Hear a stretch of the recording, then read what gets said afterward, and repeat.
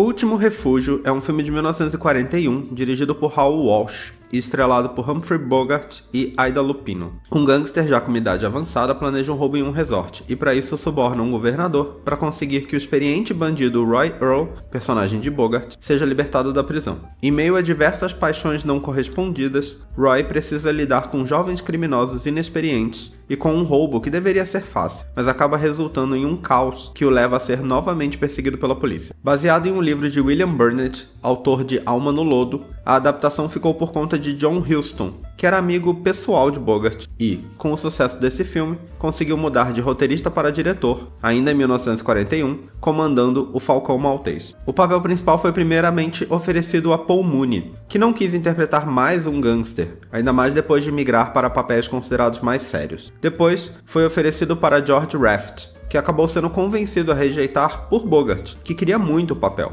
Mesmo assim, Bogart ainda precisou convencer o diretor Raoul Walsh, que o via mais como coadjuvante do que como protagonista. A atriz Ida Lupino havia feito sucesso com um filme anterior de Walsh, Dentro da Noite, que por sinal havia sido estrelado por Raft e tinha Bogart como coadjuvante. Como ela era um nome mais famoso que Bogart, os produtores resolveram colocar seu nome como principal, mesmo com Bogart sendo o protagonista do filme. Bem recebido por crítica e público, o filme foi elogiado, especialmente pelas atuações de Bogart e Lupino. Pois é, temos aí um filme, mais um filme de gangster, a gente já viu vários, né? Já houve aí a febre do filme de gangster, aí deu uma suavizada, depois se estabilizou, talvez mais ou menos, tendo de vez em quando. É um filme que pra mim é bom, eu gostei, eu não achei ele incrível, e eu acho que ele tem umas plots que se perdem, ou pelo menos elas acabam não tendo relevância na história, sabe?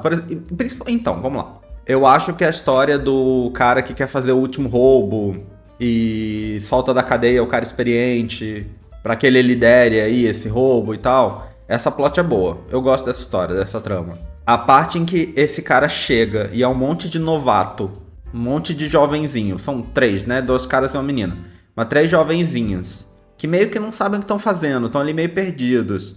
E aí tá rolando esse triângulo amoroso entre eles. Que o triângulo amoroso em si é meio besta, mas dentro desse contexto da inexperiência dos bandidinhos, eu acho que funciona bem. Dentro desse contexto específico, eu acho que funciona bem. A parte em que a menina vai e se apaixona pelo cara, já fica uma coisa meio... Não pode ver um homem, sabe?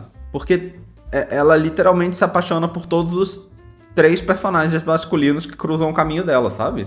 De algum jeito. Porque o triângulo amoroso acontece porque ela gosta dos 2 caras. Então, já começa a me incomodar. Porque é tudo junto, né? Se fosse só uma coisa ou outra coisa, eu entenderia a relevância na trama, mas quando começa a juntar tudo, já vai ficando, pra mim se perde. Aí tem a trama do cachorro, que eu até não comento no vídeo, mas tem uma coisa nesse negócio, que o lugar onde ele vai ficar e onde ele encontra os outros bandidinhos e tal, é meio que um... Eu não sei se é pra ser uma pousada, eu não lembro agora se é pra ser uma pousada, mas é um lugar que tem tipo vários, sei lá, bangalôzinhos, e aí tem um cachorro que mora ali, e o cachorro gosta dele, o cachorro, sei lá, adota ele. E aí ele, por tabela, é obrigado a adotar o cachorro, porque o cachorro não deixa mais ele ir embora sozinho. O cachorro vai atrás dele pra todo lugar que ele vai. A trama do cachorro é bonitinha, assim, é engraçadinha, dá uma leveza num filme que a princípio era um filme sobre crime, né? Então era um filme sério. E aí a trama do cachorro baixa o nível, assim, da seriedade e dá uma coisa bonitinha. Então é legal, faz um contraste. Eu acho que é um contraste interessante. Porque, né, o criminoso experiente, tipo, o cara durão e não sei o quê. Mas aí tem o cachorrinho que, sei lá, é um cachorrinho pequeno que gosta dele e ele acaba cedendo pro cachorrinho e tal. Então esse contraste eu acho legal. Aí a coisa dos relacionamentos ali fica nessa coisa. Pra mim, se fosse ou só o triângulo amoroso dela com os carinhas, ou só ela se apaixonando por ele, seria ok. Tudo junto me incomoda. E aí no meio disso tem uma outra coisa que eu também não comentei ali, porque entrar em detalhes e eu quero tentar deixar aquele vídeo sem spoilers, né, pra botar os spoilers nesse aqui, que aí ele tá andando pela cidade, ele presencia um acidente de carro e ele vai ajudar, e aí é tipo uma moça jovem, obviamente mais jovem, muito mais jovem do que ele, bonita e tal, que tem um problema no pé, é um problema tipo uma deficiência, sei lá, uma coisa de nascença, uma coisa assim que ela tem.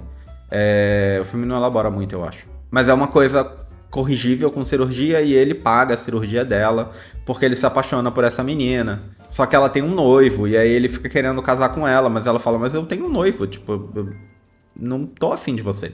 Obrigado pelo que você fez e tal, mas assim, é isso.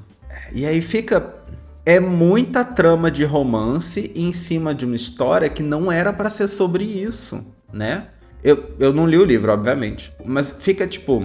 A trama do filme é o cara, o criminoso mais velho, que solta esse cara pra que ele faça um último roubo, só que aí o roubo dá errado. Essa é a trama principal do filme. O roubo dá errado porque tem pessoas inexperientes envolvidas, e aí o cara que é o experiente acaba sendo quem se ferra no final. E aí ele acabou de ser solto da prisão, mas acaba sendo perseguido pela polícia de novo. Essa trama é a trama principal do filme. No final ele fica uma coisa de... prefiro morrer do que voltar pra prisão. Então o final do filme é uma grande cena, que é a parte mais famosa do filme, eu acho. Dele nas montanhas tendo um confronto com a polícia, num tiroteio ali. Então essa é a trama principal do filme. Você consegue fazer essa trama sem nenhum dos romances. E aí, de repente, tem 3 no filme, sabe? Porque tem o triângulo amoroso, que eu vou até considerar um só, embora seja uma mulher com um cara e a mesma mulher com outro cara, eu vou considerar como um só. Mas aí o dela com o protagonista eu vou considerar como outro, e o do protagonista com a moça que ele ajuda é um terceiro. E não era sobre isso o filme, sabe? Não era sobre isso o filme. Todas essas coisas ficam de lado. O romance dele com a criminosa é o que tem mais presença no filme. E acho que se fosse só ele ia funcionar. Mas ele é muito focado em ela estar sempre junto com ele em todas as cenas. Porque aí ele não pode, sei lá, tá sozinho, ele não pode fugir sozinho, ele tem que fugir com ela, sabe? É algo que ele não quer, né? É um romance que não é correspondido pela parte dele. Ela gosta dele, ele não tá afim. Mas ela meio que se impõe de um jeito que ela acaba indo com ele pra todo canto. E bom, tudo isso pra dizer que eu acho que todas essas coisas pioram o filme pra mim. Então eu acho que ele é um filme que tem bons momentos. A cena do tiroteio no final é interessante. Ela foi filmada nas Montanhas de Verdade, que ainda era uma coisa... chamava uma certa atenção. Os filmes filmados em loco, né? E não em estúdio, não em cenários criados em estúdio. É uma coisa que nessa época ainda se chamava uma certa atenção, né? Porque por mais que se fosse feito, não era o mais comum. Então quando você filma num lugar muito diferente, num lugar com alguma característica mais especial, assim, fica uma coisa interessante, né? Que não é o que você vê o tempo todo. Então essa parte é legal, mas a trama do filme é muito dispersa, muito dispersa. Eu acho que... o filme é bem feito, tipo, os atores são bons, a direção eu acho que é boa, mas o assunto, né, a trama do filme é muito dispersa. E aí, pra mim, ele perde um tanto de ponto nessa história, assim. Então é um filme que eu, por exemplo, acho que eu não colocaria na lista, sabe? Pelo menos a princípio. Esse é um filme pra mim que eu não... Não é ruim, não foi perda de tempo, mas eu não acho que ele é bom o suficiente pra ficar recomendando, assim, tipo, numa lista limitada, sabe? Não deu pra mim, não.